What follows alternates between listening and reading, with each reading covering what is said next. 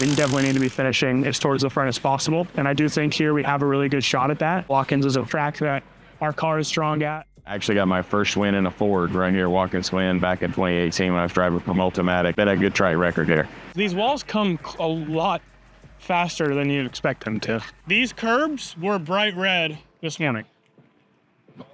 So people are hitting, but it's gonna upset the car so much when you bring the tire back over. A lean on the brake to knock off the speed. Like you'll need a little bit of it. I mean, full qualifying might be a lift. Really? And just hope.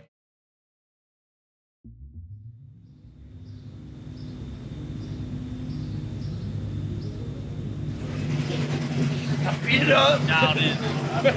Oh, you guys are video. My whole career has been based around Ford and Mustangs, so that's all I've ever worked on as far as race cars. It's all I've ever built into race cars. What's not to love about a Mustang? V8, raw power, the sound of them. It's probably the most real race car there is here in the paddock. I've been a Blue Oval kid my whole life. Mustangs for sure were always one of my favorites. My dad's first car was a Mustang. He had a few of them. Growing up, my great-grandmother bought a 67 Mustang brand new, and it stayed in the family. Always a good day at school when I got picked up, and that was a car being picked up.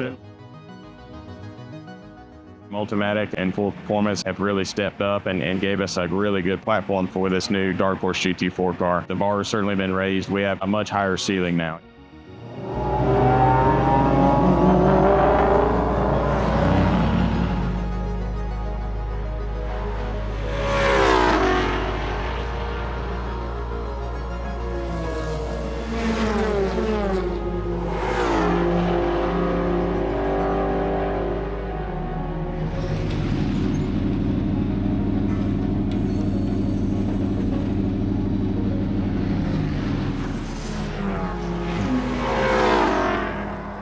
When I hard brake and as soon as I come off brake, I'm turning the wheel. Yeah, you have to come back off. Okay. Like that. So I turn in, it's like too much rotation. I have to straight. And then I think that sometimes induces the tight on exit. And it's normal. Losing the front on exit. Yeah.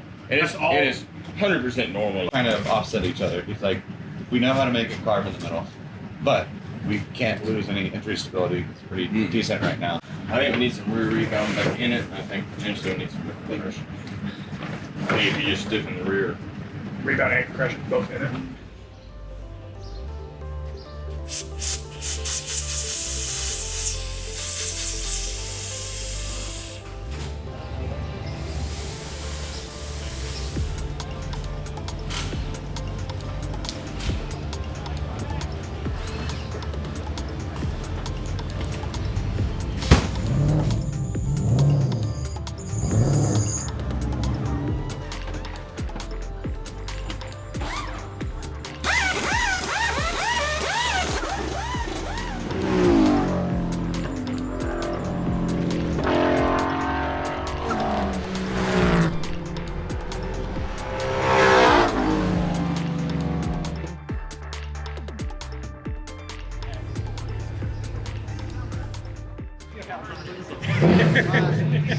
It's like opening an oven.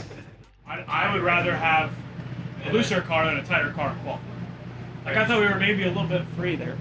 I think if anything, we take one more like a wing out and leave it as it is, just for qualifying. Take one click away. 85. These cars are all so sensitive and they're so close because of VOP that if you miss it just a little bit, you're going to be, a second and a half to 2 seconds off. At this place, if you can get into the top 7 in qualifying, you're probably going to have a pretty good day.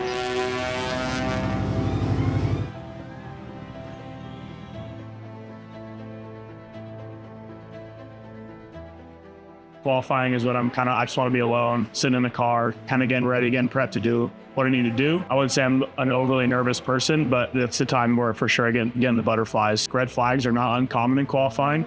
So I kind of always go with the approach of we got to go immediately. So as soon as the session goes green, I'm going out.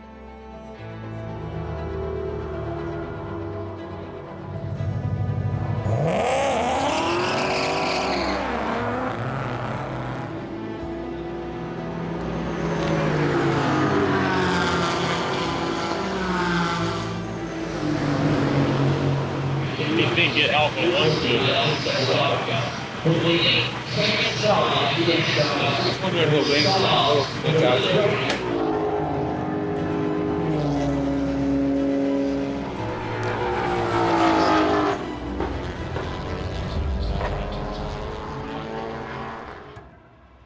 I just needed to be attacking a little bit more, using the tire more at the beginning. 2 or 3 tenths would have gotten us to the top 5. Really. I wish I had one more lap, because I could do that. Like, I had laps that were good, too, and then I was making a mistake. I'm really bummed, man. I thought we'd have to way better pace. Yesterday during qualifying, we were doing pretty good. About 6 laps in, we started to have a high water temp warning, so we kind of let the car cool down for a lap and lost our available laps there towards the end. Come to find out, we had a little bit of an air pocket in our cooling system, so later on in the day, that night actually, we replaced the water pump, the thermostat, and the degas bottle cap to make sure that there is no issues today for our race, and then we should be good to go for the 2 hours ahead. I think we had a little bit, for sure, left in the car. But like I said, P11, not terrible. I think we'll be able to do some work from there.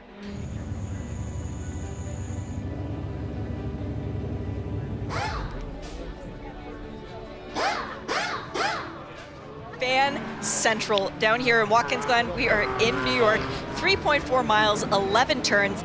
Perfect afternoon for racing. Little bit of overcast, 90 Fahrenheit. Plenty of people on the grid walk. You guys excited? Yep, always.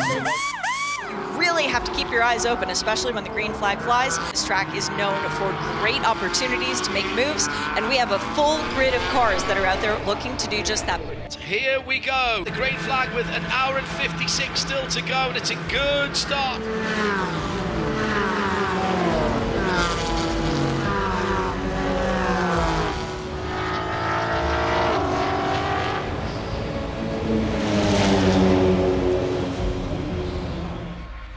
Full course yellow, an incident, the number 80, the red and white car, front right of that car. This is turn 6, been into the barriers there. By taking on fuel already, they will need less fuel this time around, and they should be able to get out with a shorter stop overall. That'd be quick.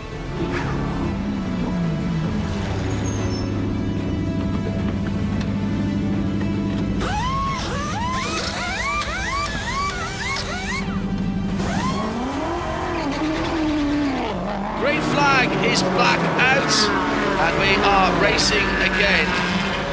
Just got out of the car about 5 minutes ago. Guys did a really good job calling strategy. I think we're in 12th right now, but we're gonna start cycling through as guys start to come in for fuel and tires, as well as driver changes.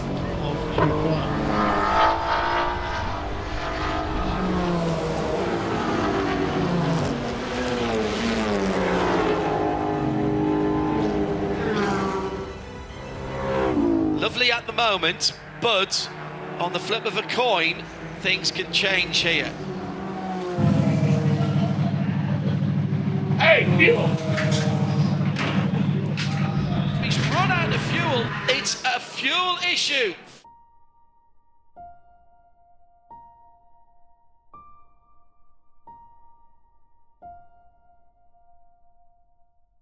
Looked like we were going to have us a solid top 10 day, really close to the top 5 day, and we just, I don't know, there was some type of, miss on what we had fuel-wise. So guys are looking into it now. We're putting effort in at this very moment to figure out what happened so that we can make sure we improve ourselves for the next event.